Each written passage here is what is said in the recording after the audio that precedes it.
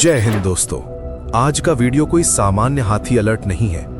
आज हम उस सवाल का जवाब ढूंढने वाले हैं जो हर ग्रामीण के मन में है, हर किसान पूछ रहा है। आखिर हाथियों के हमले बढ़ क्यों रहे हैं? क्या हाथी सच में आक्रामक हो गए हैं या इसके पीछे कोई ऐसा सच है जिसे हम समझ नहीं पा रहे? आज हम एक हालिया घटना, वन्यजीव विशेषज्ञों की राय और स्थानीय लोगों के अनुभव के आधार पर मानव हाथी संघर्ष का गहरा विश्लेषण करेंगे। हालिया घटना से शुरुआत। कुछ दिन पहले एक गांव में देर रात हाथियों का दल खेतों में घुस आया। धान की फसल बर्बाद हुई, एक घर की दीवार गिर गई और अफरा तफरी मच गई। ग्रामीणों का कहना था, हाथी पहले कभी इतने पास नहीं आते थे। वहीं वन विभाग के कर्मचारियों ने कहा, हाथी भूखे हैं, रास्ता भटक चुके हैं। अब सवाल उठता है, हाथी भूखे क्यों हैं, रास्ता भटक क्यों रहे हैं? यहीं से शुरू होता है इस संघर्ष का असली कारण। कारण नंबर 1, जंगल का सिमटना। वन्यजीव विशेषज्ञों के अनुसार मानव हाथी संघर्ष का सबसे बड़ा कारण है हाथियों का प्राकृतिक आवास खत्म होना। जहां पहले घने जंगल थे, आज वहां सड़कें हैं, खदानें हैं, कॉलोनियां हैं, खेती फैल चुकी है। हाथी वही रास्ते अपनाते हैं जो उन्होंने पीढ़ियों से सीखे हैं, लेकिन जब वही रास्ता आज किसी गांव या खेत से गुजरता है तो टकराव तय हो जाता है। हाथी रास्ता नहीं बदले, रास्ता बदल दिया गया। कारण नंबर 2, भोजन की कमी। एक वयस्क हाथी को एक दिन में 150 से 200 किलो भोजन चाहिए। जंगल में अब बांस कम हो गया, प्राकृतिक फल कम हो गए, जल स्रोत सूखते जा रहे हैं। और दूसरी ओर गांव में धान, गन्ना, मक्का, चावल की मंडियां हाथी के लिए आसान और ज्यादा ऊर्जा वाला भोजन है। इसलिए हाथी खेतों की ओर आते हैं। ये हमला नहीं, भूख की मजबूरी है। कारण नंबर 3, नर हाथी यानी लोनर का व्यवहार।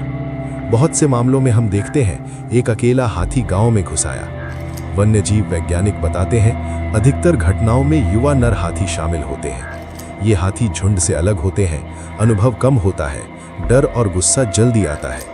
जब भीड़, शोर, पटाखे या पीछा होता है, वही हाथी सबसे ज्यादा आक्रामक होते हैं। ये हाथी झुंड से अलग होते हैं, अनुभव कम होता है, डर और गुस्सा जल्दी आता है। जब भीड़, शोर, पटाखे या पीछा होता है, वही हाथी सबसे ज्यादा आक्रामक हो जाता है। यानी समस्या हाथी नहीं, स्थिति है।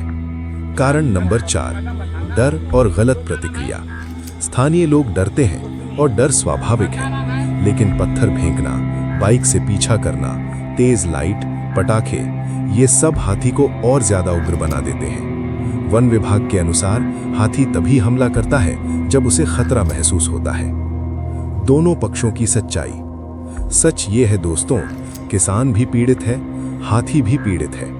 किसान की मेहनत एक रात में खत्म हो जाती है और हाथी अपने ही जंगल में अजनबी बनता जा रहा है। ये लड़ाई इंसान बनाम हाथी की नहीं, ये लड़ाई है विकास बनाम प्रकृति की।